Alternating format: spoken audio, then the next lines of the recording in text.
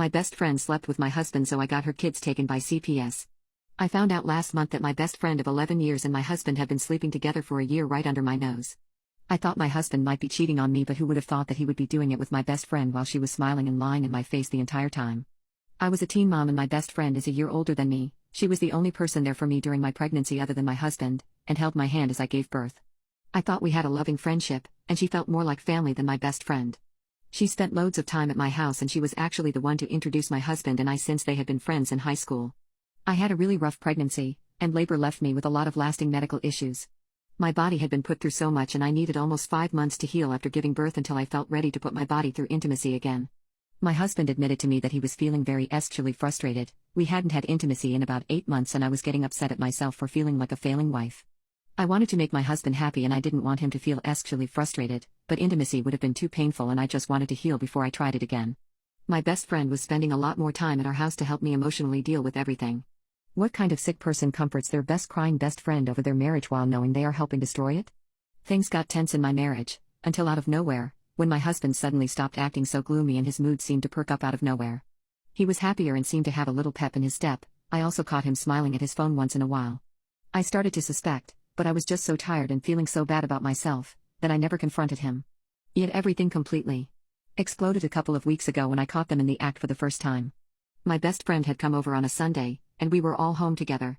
I wanted to take a nap, so the two of them watched the baby together while I slept. I still can't believe how bold they were. I woke up to the sound of them moaning together in the living room. I didn't reveal myself, I just peeked around the corner to confirm what I thought was happening. Sure enough, there was my husband and my childhood best friend, hooking up on my family couch. They were being so loud it was like they didn't even care if I heard. Seeing that, it felt like my brain just turned off and went on autopilot. I had to realize at that moment that the two people I cared about most in this life had betrayed me, and my entire life was a complete lie. There was nothing in my mind but static as I left them to it and went back to bed. I didn't want to confront them that night. Instead, I formed a plan.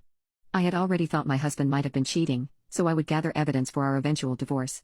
But first, my focus was on my best friend. My husband was a cheating bastard, but she was downright evil in my eyes for doing this to another woman, let alone her best friend. My friend has 2 small children that she loves more than anything in this world, and if she was going to rob me of all the stability in my life, well, that's what I'd do to her. I bought hard illegal drugs, a bunch of small baggies, and over the course of a week I hid them in her house and in her car.